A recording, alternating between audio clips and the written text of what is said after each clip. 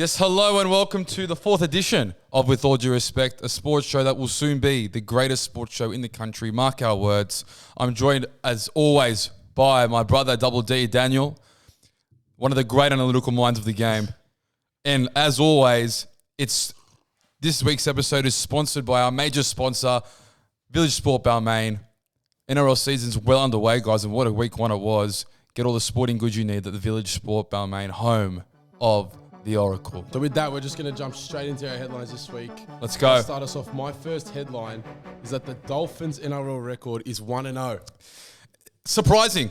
I'd say it's got to be embarrassing to lose to a team that's never played a game. Correct. And I did have a small grin on my face seeing the Sydney Roosters lose. If you keep up with the JDS bets, it's obviously ruined Daniel's definite. So the Chooks are off the list on that one. We move. Anyways, I was very impressed by both Jeremy Marshall-King and the Hammer.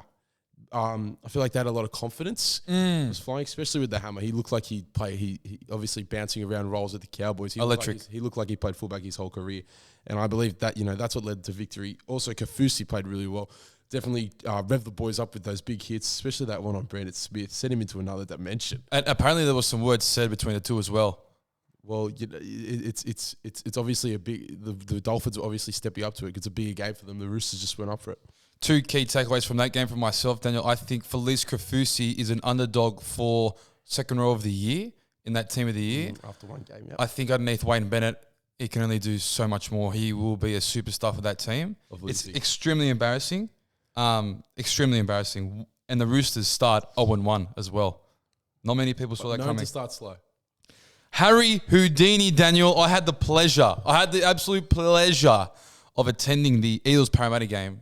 Parramatta Eels, Melbourne Storm clash, round 1, Thursday night, to witness a masterclass I'll say it, the best number 9 in the world. The best number 9 in the world, Harry Grant. Clunky, round 1. It was very clunky from both sides, but my goodness, this Melbourne Storm side, they've got some big boys. They are some very big boys. The Storm injury curse continues. Coates, Munster, out for a couple of weeks, a few weeks. I think Coates' injury may be a little bit longer. That's what I'm hearing. Munster, 2 weeks. Obviously, one of the greatest performances we've ever seen by an individual player, playing with the second half with one hand, pretty much. Getting a try assist, that dummy flick pass. I mean, Mother Sharon was there. I literally called it before it happened. I saw that Nelson was going to run that X line. It happened, if you recall, it happened in the 2020 Grand Final. Ryan Papenhuyzen did the same thing, dummied it, ran the field against the Penrith Panthers, where the great Ray Warren said they're not improving in relation to the Panthers.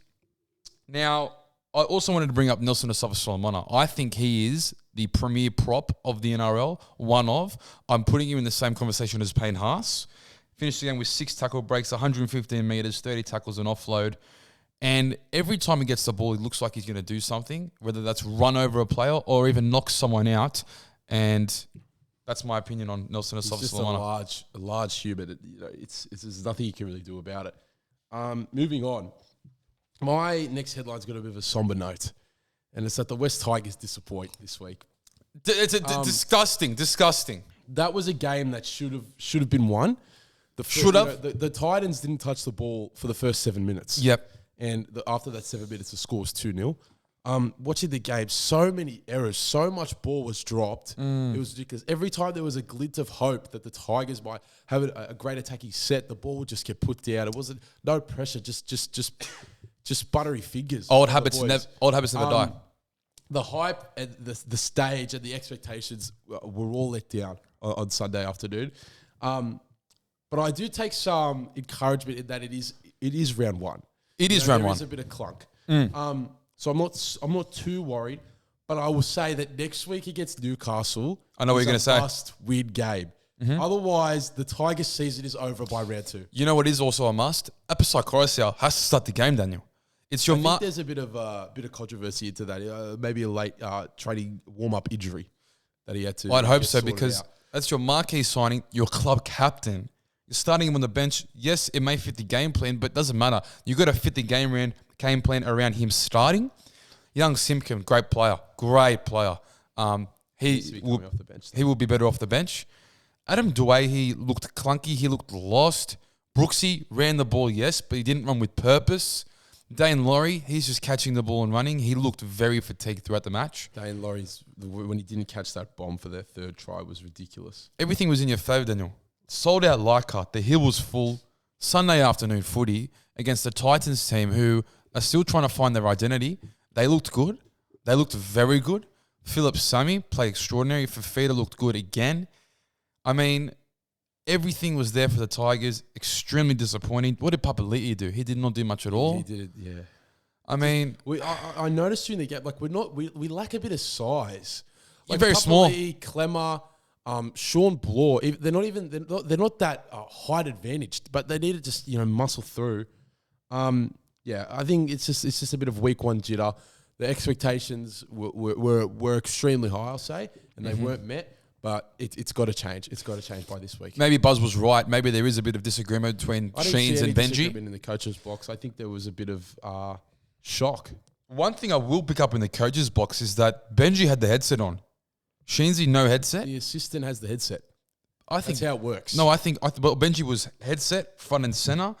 I think it's a statement saying, this is my team, and this is not how I want to play. Sheensy, out the door. Move on. Cracks are forming, Daniel, in the foot of the mountains. Panthers. I mean, if you watched last week's episode, my God. Broncos to win, predicted by me. What happened? The Broncos win. Finally got to take right, Daniel. Panthers upset by a strong Bronx outfit. Like I said, I called it last week. Quite frankly, the Penrith can no longer attack. I can't see where their points will come from. Crichton, maybe. I mean, the Apposite carousel loss in the middle.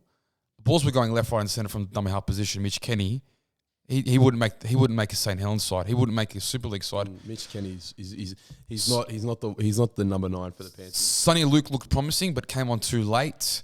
Obviously, the crack was present in the post match.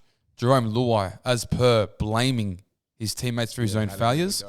Jerome Luai looks lost without kick out. Luke Garner, I didn't realise how degrading of a loss he is compared to kick out. The Penrith Panthers have no strike on the edge. They have Garner and the other back row in Liam Martin. Liam Martin, I don't even want to comment. He plays well, but quite boring to watch. The post game as well, Luai calling the blame. Jamin Salmon rather. Do you cop it on the chin? No, you don't. You stand up against Luai. And he did. He did stand up. And that's why I said Gallen in the coverage said it's just rugby league. But in this case, I think it's more than rugby league, Gallen. I think it's more than rugby league. I think Jerome Luai is proving to be somewhat of a bad influence on this team. team. Team cancer, some would say. Similar to the Patrick Beverley of the Los Angeles Lakers, I can see glimpses. I'm worried about the Panthers. I'm very worried. Very worried. Daniel? Another thing I wanted to touch on, Daniel, I think that the Los Angeles Lakers season is officially over. The LeBron injury kills me to say it. It's bad. Bron's out for 3 weeks. AD will closely follow, as Stephen A. said. He'll bail out eventually. I disagree. D'Lo's still nowhere to be seen, and it's disappointing because the potential definitely was there. When I was watching that New Orleans Pelicans Los Angeles Lakers clash, post-trade deadline, post-All-Star break, and I saw the energy in the arena, crypto was going off. I was like, damn, this is Showtime Lakers basketball. Hasn't been there. They won today against the Warriors. I did see that. AD played very well. Very well. Very well. Convincing win. I just think this season's over. How do you think the Lakers will go for the rest of the year? I think if they can they're 1 game out of 10th. If they can secure that spot, by the time the playoffs come around, LeBron will be back. Russell will probably be back. The plane comes around. That has to be their goal. I don't think AD will bow out because there is a chance there. Slim. They're 1 game out of 10th. I think they're 2 out of 7th. Correct. So there is still a chance if the Lakers are in the playoffs. Healthy though, we have to be healthy. But the 3 weeks will blow by as long as they can get there. And Russell will be back before LeBron. They just need to get there, and then there's still a chance, I think, because that top end of the Western Conference is easily beatable by those lower teams, like teams like Sacramento and Memphis. Agreed. In a 7-game series, when Denver. Yeah, well, you've voiced your opinions on Denver quite a lot, Daniel. Quite a lot. Segment 2, Daniel. That's not ridiculous. This week, I am honing in on the Parramatta Eels, Daniel. Both my takes relate to them. Wow. And I'm going to start us off with saying that Eels will not make the top 8 this year. Wow. Okay. The Parramatta Eels will not make the top 8 this year. If you're riding your top 8, you just can't fit them in. They'll finish close to, but you just can't fit them in. Distractions, number 1. Mitchell Moses' contract. It's gonna fuck with their heads. The rumors circulating is that he isn't putting pen to paper. He's not. He has to put pen to paper. I mean, I was at the Eels game on Thursday. There's a slow hate building towards Mitchell Moses within the Parramatta fan base. Slow hate. A lot of sledging from the Parramatta fans to Mitch in regards to putting pen to paper. The pace of the game, Hodgson does not suit their style at all. Yeah, he's been very slow. At all. It's a completely different play to the way Reid Marnie was playing. Lots of balls going behind Mitch at first receiver, behind Dylan Brown at first receiver. He lacks the legs.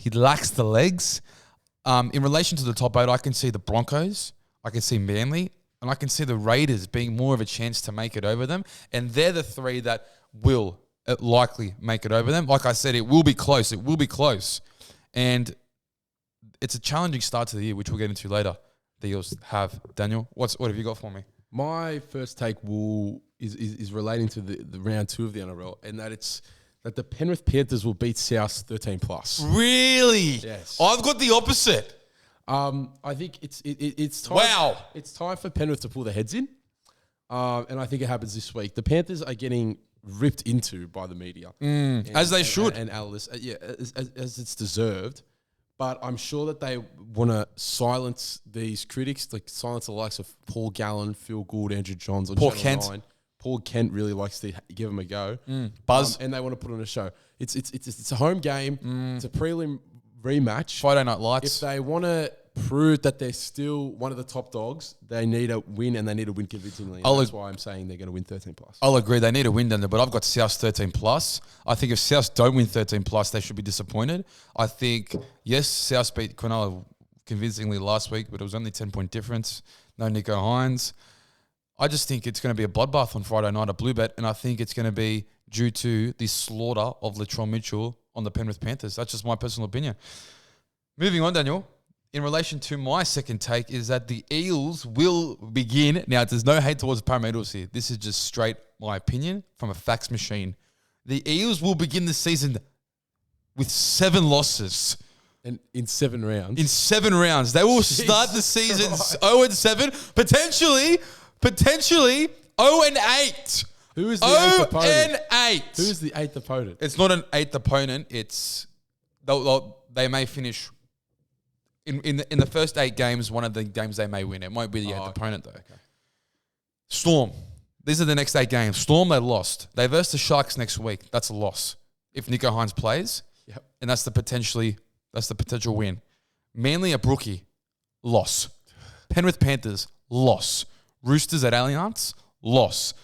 Tigers, Easter Sunday afternoon. That's always a close game. Always a close game. If Tigers pick up and then find some form within those first 5 weeks and they verse a distraught, depleted Eels outfit, Easter Sunday, it could be a Jesus Christ miracle. Just as it was last year. The week after, Bulldogs. Oh, that's tough. If they make some form again, it's a maybe. They have to make form. They played horrible. I did. But that's in 7 weeks' time, then they could be the premiership favourites. You never know in this league. And then round 8, Broncos in Darwin, loss. Wow, that is a big call. I know it's big. I know it's very big. It's colossal. But I can just see it happening. I can see it happening. And that just solidifies my first take that Eels will not make the top 8. If you have 8 losses, you're not going to make the top 8. Okay, moving on. My second take is NBA related. And it's that the Milwaukee Bucks will finish the year with 62 wins and 20 losses. Yeah. And that means that in the rest of the season, they will only drop 2 games. And how many games are left in the year? There's about 20. So, okay, wow. And I've got them losing to Boston and Phoenix. in the next week. So then they're going to go on a huge run into the playoffs. Huge.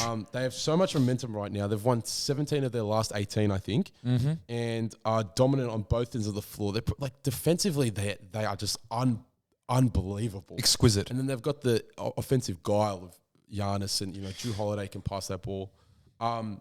This, of course, is only if they stay healthy. But if you're going into the playoffs with 18 wins out of your last 20. You should win. You should win the finals. That is an amazing advantage. And I'm assuming that gives them the first seed, correct? It depends how Boston goes. Okay. The Milwaukee Bucks have also a home record of 27-6. Ooh. So if they're in the playoffs and they're getting to these game sevens at home, they have a massive advantage with the home fans. The Milwaukee faithful. In Milwaukee. The Buck Army, as they say. I think, they should go on that run, Daniel. You're right. But they may look to rest players leading into the finals, leading into the playoffs. It's a long season. It's a very long season. If they go 18-2, maybe Giannis gets the MVP. You never know. Could happen. Well, spicy takes as per usual, Daniel. Now, you're going to take us away with the JDS3 this week, Daniel. Let's see what you've got in store. That's right, we're back with the JDS3. And 2 weeks ago, I told you my top 3 teams coming out of the NBA's Western Conference. We're continuing on that trend with this week going into the East. At number 3, it's the Philadelphia 76ers. Now look, I've really only put Philly on this list purely because every other team that isn't on this list won't beat the Sixers in a 7-game series. I'll give it to them on their day. They can win with that Harden and Embiid connection strengthening. But, Harden's a bit of a choke in the playoffs. They need a bit of consistency, and I don't see them getting past the 2 teams above them. And at number 2, we already talked about this episode. We've got the Milwaukee Bucks. 34, can you do something for me? These boys look great. They're super strong on both ends of the floor on offense and defense. It's like a brick wall, and then you're running into a brick wall on defense. It's ridiculous. As we've already stated, they're 27-6 at home. Talk about a playoff asset. And that's why I think that, when it comes to these deep series, they can win. But there's one team they're not going to get past, and I feel like it's really going to be a surprise. The number 1 position, I've got the New York Knicks. Now let me tell you something about this Knicks team. They stink. You can win as many games as you want in a row. They've won 9 in a row, who cares? When it comes to the playoffs, you're not doing anything. At the real number 1 spot, it's the Boston Celtics. Now I know the Milwaukee Bucks are on a great run right now, but I truly believe that the Boston Celtics have their number. They played the most recent game, they didn't have Tatum or Brown, and it went to overtime. To be honest, the Celtics could win it all this year. They've got that fire from last year. Jason Tatum's a star, and he's only getting better. I think Boston is just in their heads rent-free. They've got that fire from losing last year. They want that ring this year. They all want it. Jason Tatum's a star, he's only getting better, and that is why they are at the number 1 spot. Wow, Daniel, you had me for a second there. You really did. Anyway, that is the end of another With All Due Respect episode. Thanks for tuning in. Like, comment, subscribe. Keep supporting the channel. And enjoy the week ahead of sport across the world, whether that's in the US or locally in the NRL. See you next week, people.